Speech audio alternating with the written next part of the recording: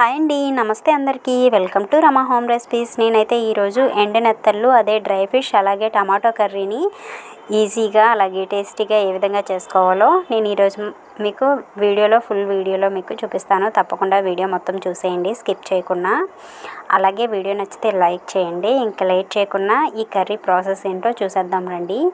ఎంతో టేస్టీ అయినా, అలాగే ఈ నాన్ వెజ్ కర్రీస్లో ఇది ఒక బెస్ట్ కర్రీగా చెప్పుకోవచ్చండి. చాలా అంటే చాలా టేస్టీగా ఉంటుంది. ఓకే, ఈ కర్రీ కోసం మనకి టమాటాలు, పచ్చిమిర్చి, ఉల్లిపాయ కట్ చేసినవి తీసుకోవాలి. తర్వాత వేడి వాటర్ని తీసుకోవాలన్నమాట. డ్రై ఫిష్ ఉంది కదా, దాన్ని క్లీన్ చేయడానికి. ఈ వేడి వాటర్లో కడిగితేనే ఇవి ఇసుక ఉంటుంది, ఎక్కువగా వదిలేస్తాయి. చూడండి, ఇలా తల భాగం తీసేయాలి. తీసేసి మనం మిగతా పార్ట్ తీసుకొని వేడి నీటిలో వేసుకోవాలి. వేడి నీటిలో వేసుకొని కాసేపు, మరీ హాట్ వాటర్ కాకుండా కొంచెం గోరువెచ్చగా ఉండే నీటిలో వేసుకొని శుభ్రంగా 2-3 సార్లు కడగాలి. ఎందుకంటే ఈ ఎండు నెత్తల్లో ఎక్కువ ఇసుకుంటుందన్నమాట. అది పోయేలాగా 2-3 సార్లు ఇలా కడిగి తీసుకోండి. ఇలా కడిగి తీసుకున్న తర్వాత ఒక నిమ్మకాయ సైజ్ అంత చింతపండు కూడా నానబెట్టుకొని పక్కన పెట్టుకోండి. ఇప్పుడు చూసారా, ఇంకో డ్రై ఫిష్ కడిగేసి తెచ్చేసాను అనమాట. టమాటాలు, ఉల్లిపాయలు. ఇప్పుడు ప్రాసెస్ చూద్దాం, కర్రీ ప్రాసెస్. కర్రీకి తగినంత ఆయిల్ని వేసుకోండి. ఒక 4 టేబుల్ స్పూన్ల ఆయిల్ అయితే సరిపోతుంది. కొంచెం ఆయిల్ ఎక్కువ ఉంటేనే బాగుంటుంది, నాన్ వెజ్ కర్రీ కదా. ఆయిల్ వేసి ఆయిల్ హీట్ అయిన తర్వాత ఇందులోకి మనం కడిగి పెట్టుకున్నటువంటి నెత్తలను ఇందులో వేసి ముందు ఫ్రై చేసుకోవాలన్నమాట. బాగా ఫ్రై చేసుకోవాలి. ఇవి ఇలా ఆయిల్లో ఫ్రై చేసుకుంటే టేస్ట్ బాగుంటుంది. ముందుగానే ఇవి ఆయిల్లో ఫ్రై చేసుకోవాలి. ఇలా ఫ్రై చేసినవి డైరెక్ట్గా తిన్నా కూడా చాలా బాగుంటాయి. ఇలా బాగా ఫ్రై అయ్యేలాగా, కొంచెం పచ్చిగా లేకుండా బాగా ఫ్రై అయ్యేలాగా ఫ్రై చేసి పక్కకు తీసుకోవాలి. ఇవి చివరిలో వేసుకుందాం, ఫ్రై చేసినవి. అప్పటి వరకు ఇవైతే పక్కన పెట్టుకోవాలి. ఇప్పుడు ఇదే ఆయిల్లో మనం ఆయిల్ సరిపోలేనట్లు అనిపిస్తే కొంచెం ఆయిల్ వేసుకోండి, లేదంటే అదే ఆయిల్ సరిపోతుంది. నాకైతే అదే ఆయిల్ సరిపోయింది. అండ్ ఇందులో పచ్చిమిర్చి, ఉల్లిపాయ కట్ చేసిన ముక్కలు వేసుకోవాలన్నమాట. నేనైతే ఒక 4 ఉల్లిపాయ, 2 పచ్చిమిర్చీలు కట్ చేశాను. అవి ముక్కలుగా ఇలా చిన్న ముక్కలుగా కట్ చేసుకొని వేసుకుంటేనే బాగుంటాయి. ఇలా చిన్న ముక్కలుగా కట్ చేసుకొని వేసుకొని ఫ్రై చేసుకోండి. కొంచెం గోల్డెన్ కలర్, మరీ గోల్డెన్ కలర్ కాకుండా ఇలా ఫ్రై చేసుకొని తర్వాత టమాటా ముక్కలను అందులో వేసుకోవాలి. టమాటా ముక్కలు మగ్గడం కోసం ముందుగానే మనం రుచికి తగినంత సాల్ట్ని వేసేసుకుందాం.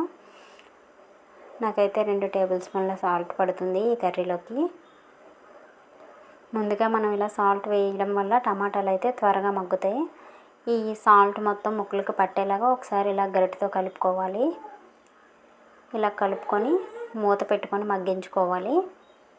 మూత పెట్టుకొని సిమ్ని మీడియం ఫ్లేమ్లో పెట్టుకొని మనం మగ్గించుకోవాలి. వీటిని ఒక 10 నిమిషాలు పడుతుంది టమాటాలు మగ్గడానికి. చూడండి, టమాటాలు అయితే బాగా మగ్గిపోయాయి. ఇప్పుడే గరిటెతో కొంచెం మ్యాష్ చేసేస్తున్నాను అనమాట. కొంచెం ఇలా గరిటెతో మ్యాష్ చేస్తే మనకి టమాటాలు ఇంకా ఏమైనా కొంచెం ముక్కల్లో ఉంటే మ్యాష్ అయిపోయి జ్యూసీగా తయారవుతుందనమాట. అంటే తర్వాత మనం ఫిష్ వేసేస్తాం కదా, అప్పుడు కలపడానికి అవ్వదు. అందుకని ఇప్పుడే ముందుగానే ఒకసారి ఇలా మ్యాష్ చేసుకుంటే బాగుంటుంది. ఇలా మ్యాష్ చేసిన తర్వాత ఇందులోకి రుచికి తగినంత కారాన్ని వేసుకోవాలి. కూరల్లో వేసుకునే కారం 2 టేబుల్ స్పూన్ల కారం వేసుకున్నాను నేను. తర్వాత ఒకసారి కారం కూడా కలిసేలాగా ఒకసారి కలుపుకోవాలి. కలుపుకొని మనం ముందుగా ఫ్రై చేసి పక్కన పెట్టుకున్నాం కదా డ్రై ఫిష్, ఆ ఎండినెత్తలని ఇందులో వేసేసుకోవాలి. వేసేసుకొని ఒక 5 నిమిషాలు గరిటెతో కలుపుతూ వేయించండి. ఇలా వేయించడం వల్ల కారం వాసన అనేది మనకి రాదు.